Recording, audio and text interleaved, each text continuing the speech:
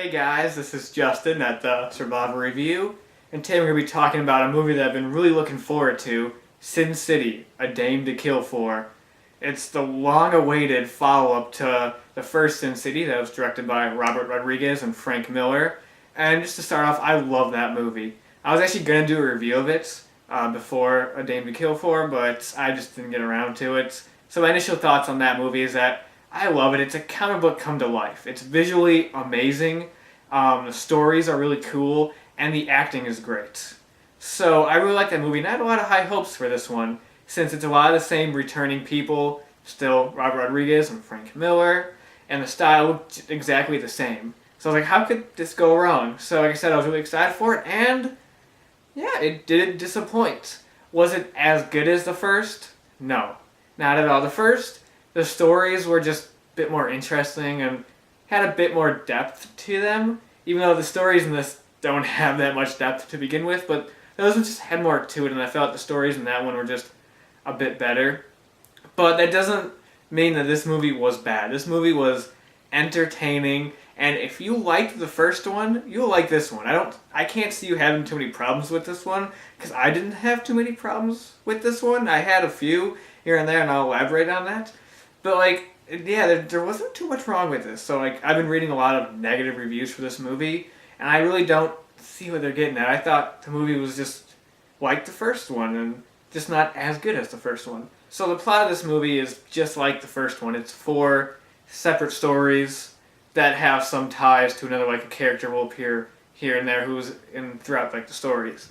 And there's the first story, which is just Marv, played by Mickey Rourke, and it's just one Saturday night of his character just forgetting what's going on, and it's a really short story. It just happens at the beginning of the movie, and it was pretty pointless aside from the fact that Mickey Rourke is so great as Marv that made it worth it.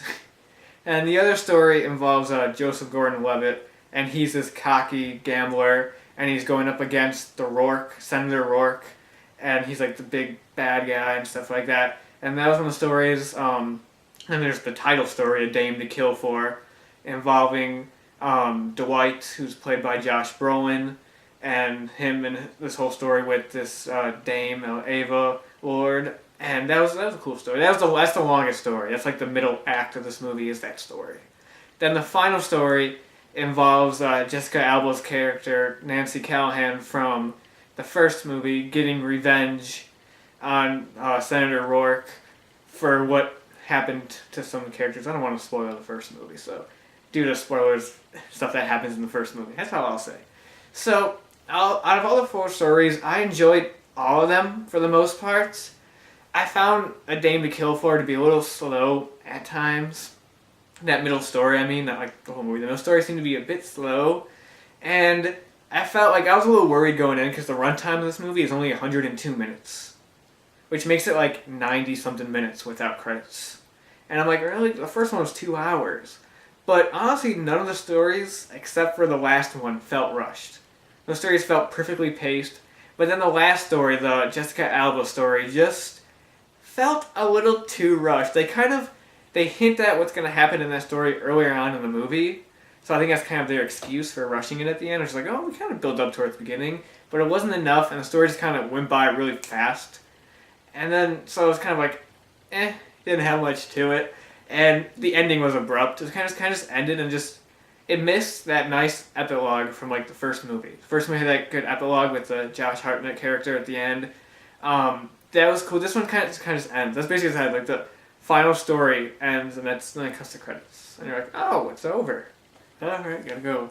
That was a little abrupt. Even the ending to all the stories, the ending to the stories in the first movie, I guess I'm just going to be comparing this a lot to the first movie.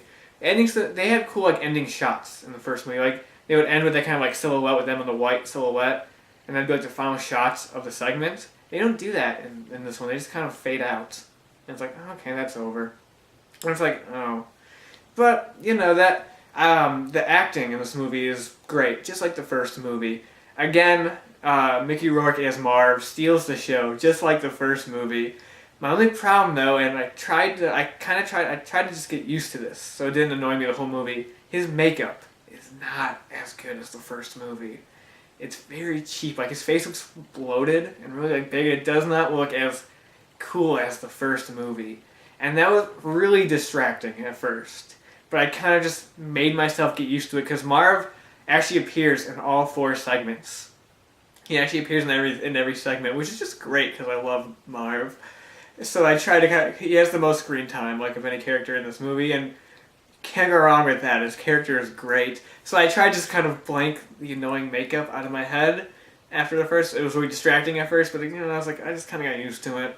I really like Josh Brolin as the Dwight character, who's the Clive Owen character in Sin City 1. I really liked him.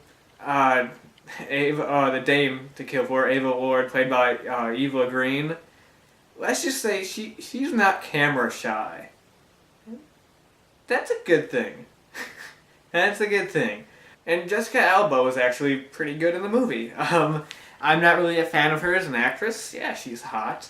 And if you liked her like 2 dancing scenes in the first movie, she has like 5 in this one, so you're gonna like that. But that aside, her acting is actually decent, and I actually like bought into her character and like kind of like understood what she was going through. Like she was good, which is surprising. I didn't expect that. The movie visually is like the first movie. It's visually amazing. The effects, since it's been 9 years since the first one, have improved. Rewatching the first one, I realized a lot of the car shots in the first one don't look very good. They just look like PS2 cutscenes. Like you can just tell they're CGI cars moving around. They just don't feel natural. They fixed that in this. The car shots look fine. This movie is a bit more expansive. Like a lot of times in the first movie, you can really tell that they were just at times you can tell they're on a green screen and kind of like restricted, just like the green screen room. I don't know. You can kind of tell that a bit. I mean, it wasn't bad really, but you can kind of tell it. This movie, like a lot of the scenes, you really feel like the scope of it. It actually feels a lot bigger. So visually, it's a big step up, which is not, again, it's not saying anything bad about the first movie, because the first movie is still visually stunning, but they've had 9 years to improve the effects, and that looked good. That was actually another thing I was worried about going in, because I thought the trailers to this movie looked a bit cheap. I don't know, like the footage looked like a bit cheaper of a movie, like, oh man, that kind of sucks. But it looked fine, and on big screen, it looked just like the first movie. And that's another thing, I saw it in 3D, and 3D wasn't too bad. I know the movie was shot in 3D, so I was expecting more. It was just decent. The opening credits look great in 3D. That was really cool. And like, there's a lot of shots where, like with the rain, and you can see like the rain. Because always stuff like rain or snow or like dust always looks great in 3D. And there's a decent amount of that in this movie, so that looked good. So I say if you have to see it in 3D, it's not going to kill you, but you can just see it in 2D and you'll be fine. But don't be like, oh god, I have to see it in 3D, it's gonna suck. It's not that bad. It's alright, it's enjoyable. So out of 10, I'm gonna give this movie a solid 8 out of 10. Cause, it did have flaws. Like I said, I found the stories to be a little less interesting, a little slow at times. The last story was rushed, the ending was kind of abrupt, and it didn't have as much of an impact to it as the first movie. This movie, like the first one, is over the top and violent, which is very enjoyable. Especially coming off of the PG-13 Expendables 3. This is really enjoyable, but it just doesn't have as much of an impact as the first film did. And I don't know if that's just because the first film was so surprising and different for what it was, but it doesn't have as much of an impact, but it's still very enjoyable. The stories, like I said, a bit slow, are really interesting, really fun to watch. The movie is fun because of how like ridiculous and how like original this world is, and it's really great to see. It's really worth checking out in the theater. And like I said, if you like the first movie, check this out. You'll enjoy it. You won't love it like the first, but you'll definitely have a great time returning to this world that is just awesome and just really cool. So yeah, that's about it. And until next time, I will talk to you guys later.